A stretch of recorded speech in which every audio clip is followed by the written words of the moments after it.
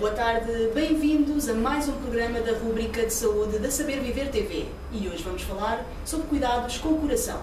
Viemos à Sociedade Portuguesa de Cardiologia entrevistar o Sr. Professor Mário Lopes, que é o seu presidente, para que nos possa explicar de uma forma mais detalhada quais são os principais cuidados a ter com o nosso coração diariamente. Então, muito boa tarde. Muito obrigada, agradeço a oportunidade. Muito bem. Eu diria que a coisa mais importante é nós tentarmos ser felizes.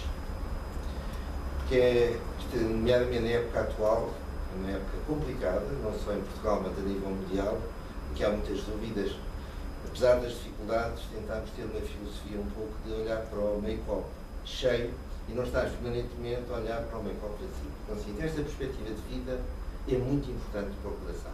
Estou a falar do coração, órgão, bomba. Depois deste aspecto geral, que às vezes esquecemos de frisar,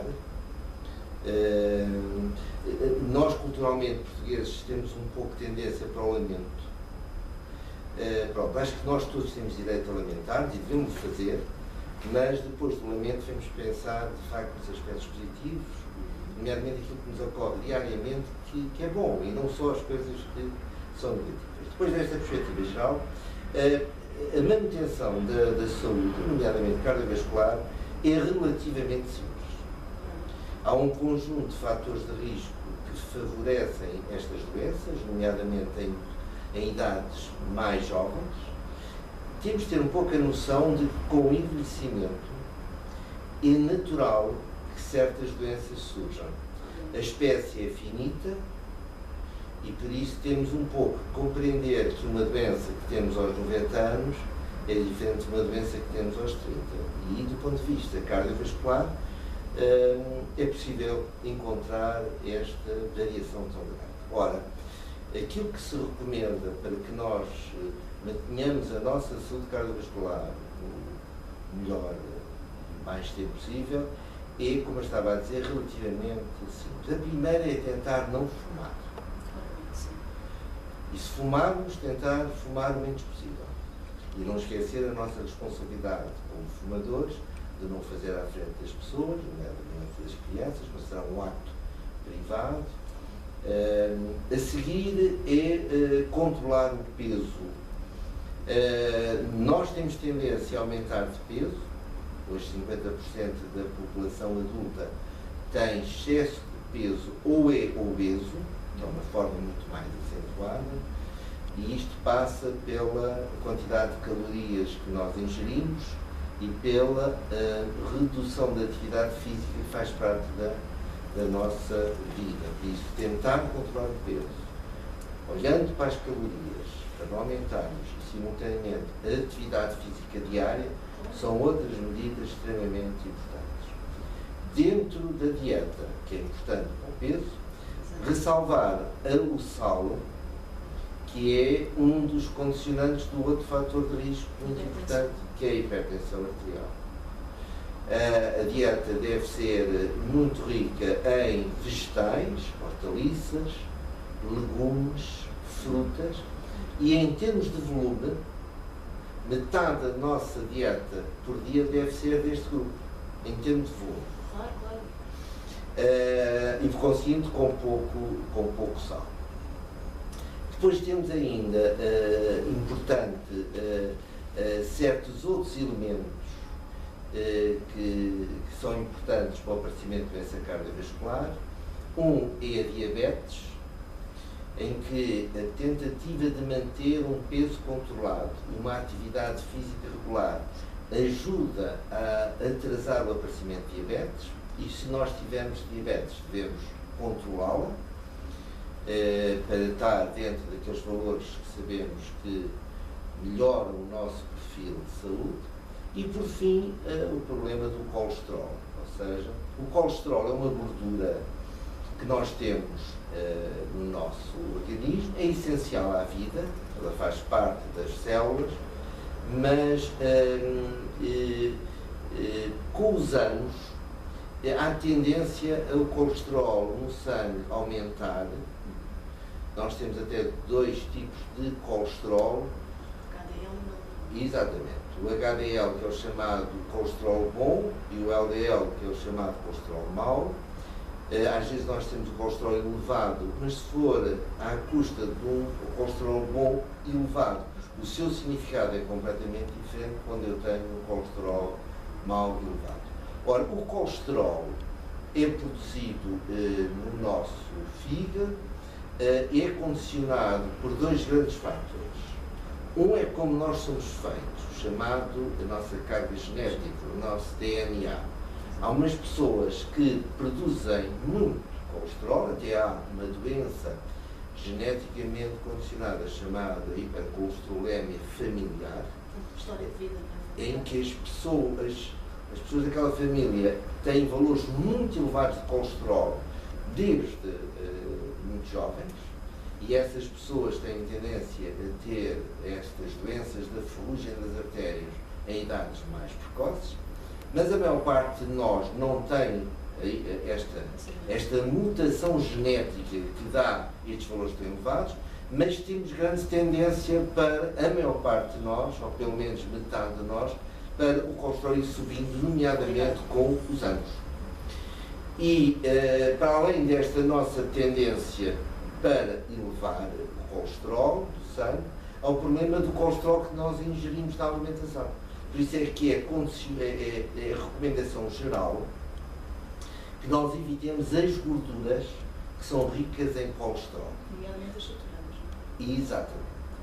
As saturadas, que são aquelas que são mais frequentes, que são as gorduras, podemos designá-las de maneira simples, são as gorduras animais.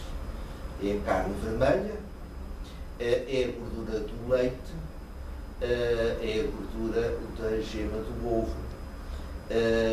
Já a gordura dos peixes não tem este mesmo impacto, porque exatamente elas já não são tão saturadas, são monossaturadas ou insaturadas, por isso nós recomendamos que a nossa dieta deve ter um predomínio de peixe ou carne de frango ou de peru sem pele.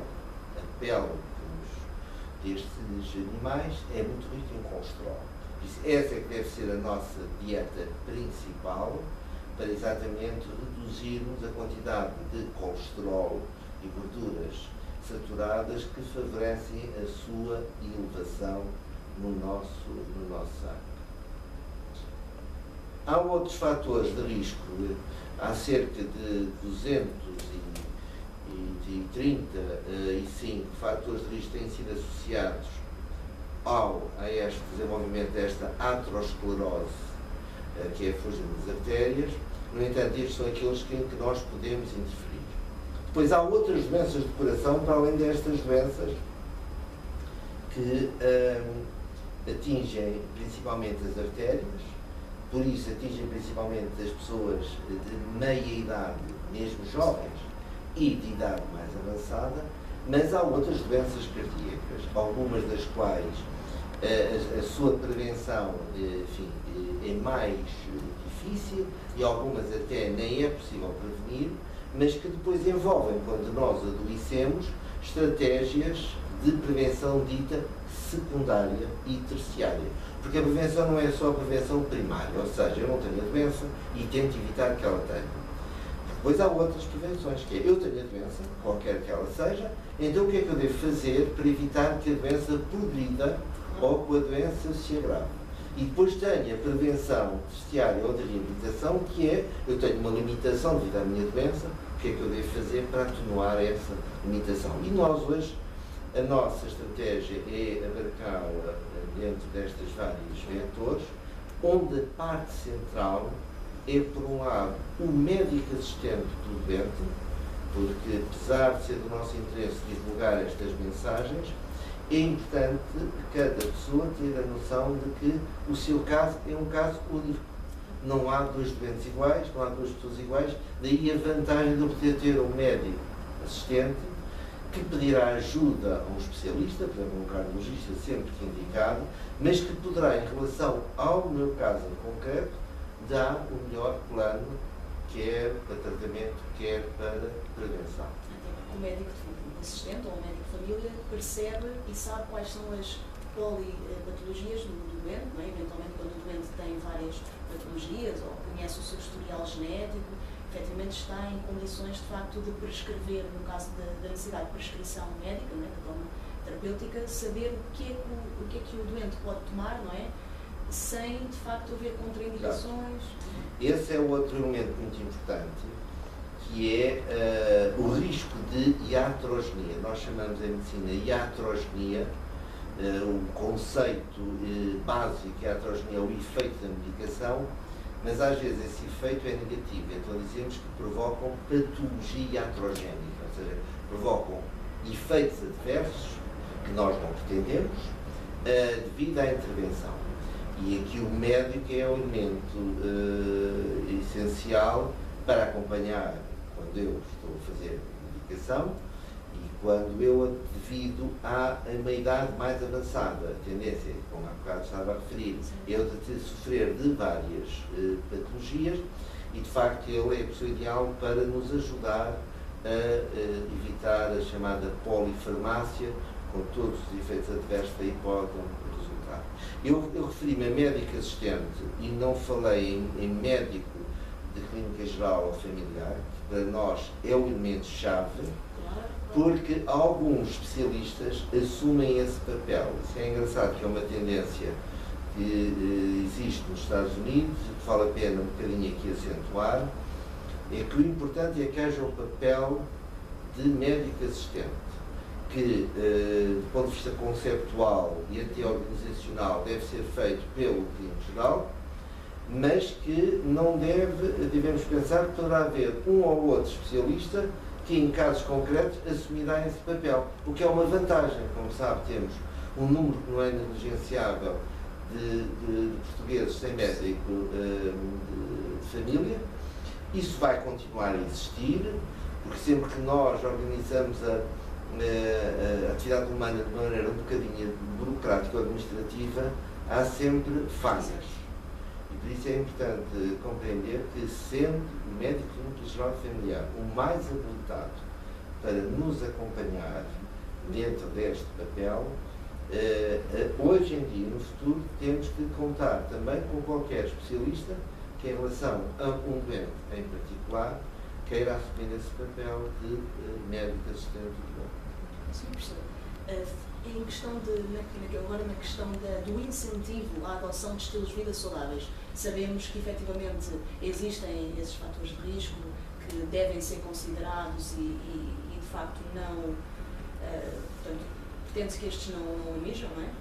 Efetivamente, em termos de incentivo à promoção da saúde e incentivo à adoção de estilos de vida saudáveis, como é que, na sua ótica, logicamente, como é que uma pessoa que à partida é sedentária ou eventualmente não gosta de cozinhar pratos sem gordura, sem sal, como é que essa pessoa pode ser incentivada, na sua ótica, a começar desde já a tomar conta do seu coração? Com a sua experiência? Eu diria que aqui a parte da família é muito importante. Por isso nós hoje tentamos, quando encontramos algum doente com patologia cardíaca, e como eu sou cardiologista, é a forma como as pessoas, em regra, me surgem exatamente esse papel, a pessoa adoece, e nessa altura utilizamos sempre essa oportunidade para tentar generalizar à família essas práticas saudáveis. Eu aqui também gostava de fazer aqui um comentário que não é habitualmente muito acentuado. Tal como sermos felizes é muito importante. E não é habitual a gente, e é difícil, a pessoa, então diga lá o que é que eu devo fazer para ser feliz. E aqui o ser feliz é muito de cada um de nós. É subjetivo. Mas é importante que a pessoa tente procurar isso. Este conjunto de práticas saudáveis são um bocadinho um conjunto abstrato. O que eu costumo falar com os doentes ou as pessoas é o seguinte: algumas destas práticas é fácil cada um de nós fazer. Essas, ao menos que eu as faça, e não seja por ignorância que não faço. As outras, algumas que eu sou incapaz, naquele momento, de as fazer. Por exemplo, os fumadores. Os fumadores tem muita dificuldade, a maior parte deles, em abandonar o hábito. O que eu tento é sempre, por um lado, não os perseguir, até porque os fumadores têm, neste momento, a nível social, um papel que é relevante e que vale a pena acentuar. Não sei se têm a noção de quanto é que os fumadores em Portugal pagam de imposto todos os anos. Sei que a taxa é crescida. E pagam 1.300 milhões de euros. Ou seja, o que os fumadores pagam de imposto permite pagar todos os médicos do Serviço Nacional de Saúde. Eu costumo dizer, eu não fumo, e em todas as minhas consultas tento que o doente comece a encarar a possibilidade de deixar de fumar, e enquanto não é capaz de deixar de fumar, que reduza. Isso é importante perceber. Isto é um hábito que é dependente de dose. Logo, costumo sempre apontar para os 10 cigarros por dia. Porque se a pessoa fumar 10 cigarros por dia, e se fumá-los isoladamente, isso é importante percebermos, sim, a pessoa, o adulto, tem o direito da prática do hábito do tabaco, é um direito que tem. Neste caso, até vale a pena aqui referir, o risco do tabaco é um risco essencialmente individual se ele for praticado de maneira apropriada, ou seja, sem sensibilidade. Exatamente. Enquanto, por exemplo, outros hábitos estão bem generalizados, são às vezes falados como hábitos a controlar, como o álcool, não tem só um grande impacto na saúde. Não esquecer que o álcool, por exemplo, é um fator para a hipertensão arterial. Mas temos todas as outras doenças múltiplas orgânicas, para além das doenças até mentais, e não se esqueça que o álcool é associado à violência doméstica, acidentes na fábrica, acidentes na estrada, com mortes. Ou seja, tem um grande impacto social e pagam apenas 200 milhões de imposto por ano. Mas é importante perceber que às vezes a gente fala muito em certos hábitos, que eu, como digo, insisto muito que as pessoas deixem de falar, mas a realidade é que há pessoas de facto que têm receptores para a nicotina, contactaram com o tabaco e que neste momento têm dificuldade em sair. E por isso vale a pena às vezes a gente não transformar isto em algumas campanhas quase de cruzada. O que devemos é pedir aos fumadores para duas coisas: não fumar ao pé dos outros e tentarem fumar o menos possível. Portanto, uma redução, em vez de eliminação. Enquanto não for possível acabar-se. E, por favor, não comprem um tabaco na candonga, porque eu preciso muito do imposto, ao menos que haja esse imposto, até porque há muito a ideia de que se não houver fumadores não haveria doenças, e por isso há aqui um gasto com a saúde que seria poupado com esse, mas como eu conheço a espécie humana, que neste momento são 7 mil milhões de humanos, e daqui a 14 anos somos mais 1.000 milhões de humanos, e como nós não somos perfeitos, mais vale nós vivemos com a realidade e percebermos o que é que devemos fazer, do que falarmos de uma forma, talvez, um bocadinho abstrata e ideal. O Sr. Professor falou-me concretamente, portanto, na prescrição de hábitos de vida saudáveis para principalmente as pessoas já com certa patologia cardiovascular, por exemplo, ou hipercolesterolemia, ou mesmo as doenças de angina de peito, que também ocorrem, infarto, entre outras. No caso, pensemos em pessoas, por exemplo, como eu, da minha idade, sem problemas cardiovasculares, mas eu cuido da minha saúde, tento fazer por isso, gosto de desporto e não fumo, não tomo café, essas coisas. Mas efetivamente sei que há pessoas... O café não faz mal, houve aqui uma certa confusão em pensarmos que tudo o que dá prazer é mau. Quer dizer, a nossa educação e tradição judaico-cristã, isto tem perturbado um bocadinho as coisas. É o seguinte, beber café não tem problema, até em certas... Pulsações. Mas isso é diferente. Mas era isso que eu queria. Isso é diferente. Mas as pessoas podem sentir palpitações, podem ter insónias, podem sentir bem, sim, mas as pessoas rapidamente deixam de usar o café, sim, porque como se sentem mal, compreendo, quer dizer, aí claro, não há problema. Porque é completamente diferente o café do tabaco. O tabaco é que, de facto, não é possível dizer, olha, olha, é do seu interesse não fumar, claro, porque fumando tem mais probabilidade de ter doença. O café não. E este é que é um problema na literacidade de saúde das pessoas, que nós devemos evitar associar esse tal conceito de se me dá prazer, então deve fazer mal. porque eu não devo ter prazer.